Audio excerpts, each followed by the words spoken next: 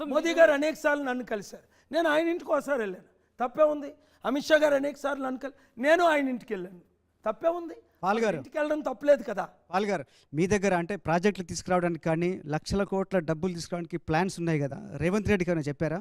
చెప్పండి. తమ్ముడు చాలా అద్భుతంగా ఎప్పటి నుంచో నా ఫాలోవర్ కనుక, ఈరోజు కాదు కదా, 30 సంవత్సరాల నుంచి పరేడ్ గ్రౌండ్స్లో మీటింగ్ అటెండ్ అయ్యారు, జిమ్ఖానా గ్రౌండ్స్లో 92 నవంబర్లో.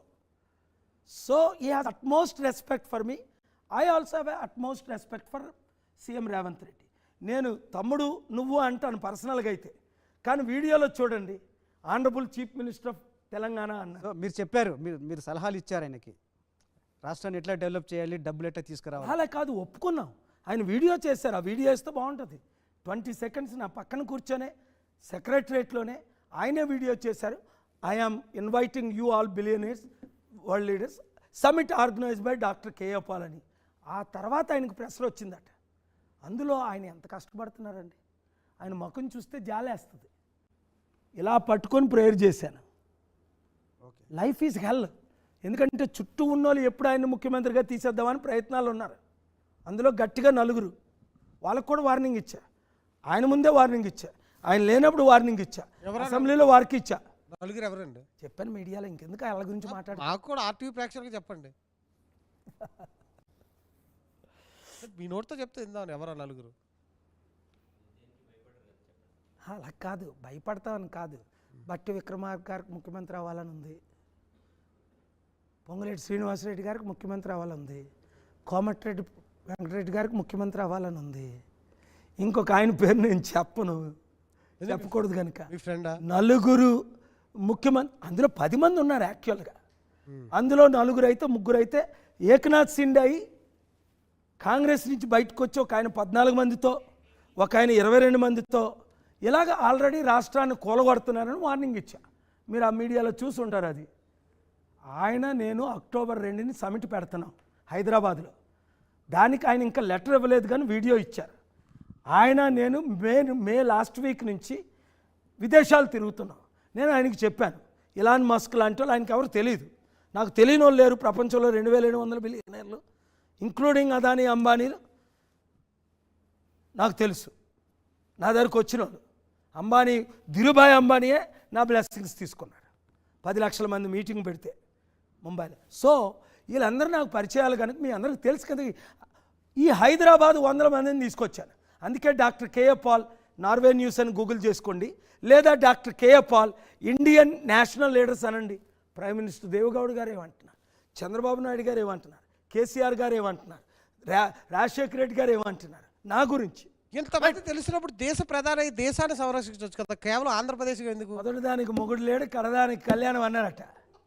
ముందు నేను విశాఖపట్నం ఎంపీ అయితే పార్లమెంట్కి నేను వెళ్తే అక్కడున్న 25 పార్టీలు, అరే బాబు కొంచెం శాంతిగా ఉండండి అని యువతల రాహుల్ గాంధీని, యువతల నరేంద్ర మోదీ గారిని, అక్కడ మమతా బెనర్జీని, అక్కడ మాయావతిని, అఖిలేష్ యాదవ్ని, ఒకవేళ ఎంపీ క్యాండిడేట్లైన స్టాలిన్ క్యాండిడేట్స్ని, వీళ్ళందరూ 2022 అది కూడా చెప్పేలా జూలై 9th ఢిల్లీలో మమ్మల్ని కలిసిన వాళ్ళే అన్ని ఫోటోలు ఉన్నాయి. మరి 2022 మంది ఎంపీలు 2022 2012 కాదు నేను చెప్తుంది, less than 18 months ago, 2 years ago. All these leaders వాళ్ళ ఇంటికి నేను వెళ్తున్నాను. స్టాలిన్ ఇంటికి వెళ్ళా, కేజ్రీవాల్ ఇంటికి వెళ్ళా, అన్నాడు సంగ్మా ఇంటికి వెళ్ళా, ముఖ్యమంత్రులు రేవంత్ రెడ్డి ఇంటికి వెళ్ళా. నేను ఒకప్పుడు ప్రెసిడెంట్ ప్రైమ్ మినిస్టర్ ఇంటికి వెళ్ళేవాడిని. 200 మంది ఇప్పుడు నేను ముఖ్యమంత్రులు ఇంటికి వెళ్తున్నా. ఎందుకు? దేశం కొరకు, దేశం కొరకు, దేశం కొరకు, ప్రజల కొరకు. Right question. సరే, మీకు 211 మంది 210 మంది అంటున్నారు మీరు. సరే, పార్లమెంట్ నుంచి కాకుండా కనీసం ఎస్ ఆయన ఇంత క్యాపబుల్ పర్సన్ రాజ్యసభకు పంపించవచ్చు కదని చెప్పి ఒక్క పార్టీకి అనిపించలేదా? దాదాపు సీరియస్గా 5 పార్టీలు నాకు రాజ్యసభ ఆఫర్ చేశారు. 2005 జూలై 10ని చంద్రబాబు నాయుడు గారు ఆఫర్ చేశారు.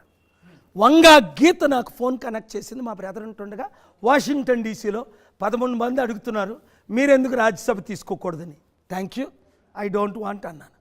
2012 మే 2ని అహ్మద్ పటేల్ గారు 9 గంటలు నన్ను కలిసి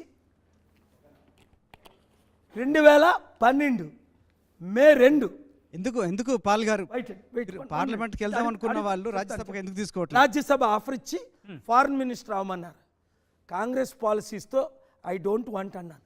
2014 15 ఇక్కడ వెయిట్ కాంట్రాడిక్టరీగా ఉన్నాయి. Stop right there. కాంట్రాడిక్టరీగా Stop ఉన్నాయి. right there. పాల్ గారు, yes, ఇక్కడ Stop right there. No. You can't take my punches. Stop right there. No. Let me complete the third Paul point. గారు Let me complete third point. yes నేను అక్కడికి Wait. వస్తున్నా. మీరు కాంగ్రెస్కి కాదు, సంబంధించి నన్ను అన్నారు. కంప్లీట్ ఇక్కడ ఇదంతా చేయనివ్వాలి. అన్నారు. ఇక్కడ నేను contradictory గా ఉన్నాయి కదా. Wait Hmm. Let me come to the third point.